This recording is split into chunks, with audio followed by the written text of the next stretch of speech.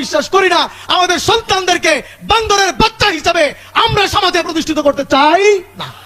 যে ব্যক্তি বলেছে বানর থেকে মানুষের সৃষ্টি হয়েছে, সে কিভাবে দেখেন, প্রথম একটা বানর, এরপরে একটু মানুষের মতন, আরেকবার একটু মানুষের মতন, এরপরে পুরোপুরি মানুষ। সে কয় বানর আসছিল আগে, বানর থেকে নাকি মানুষের সৃষ্টি হয়েছে।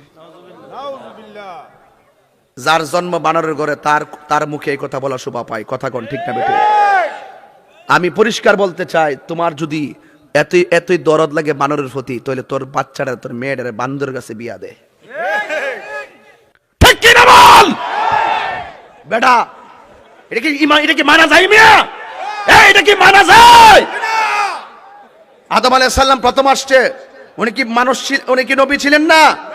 সেখান থেকে তো মানুষের জন্ম। কথা বলেন ঠিক না বেঠিক? আজকে যারা বলে বানর থেকে মানুষের সৃষ্টি হয়েছে, বুঝতে হবে এরা কুকুরের ঘরে জন্ম হয়েছে। ঠিক কি না বলেন? আপনারা তো হাসবেনই, আপনারা তো বুঝেন না যে দেশটা কোথায় যাইতেছে। ছলে বলে কৌশলে নাস্তিকরা উপরে টেবিলে বসে বসে আমাদের উপরে চাপাই দিবে, আর আমরা প্রয়োজনে জীবন দিয়ে দিব।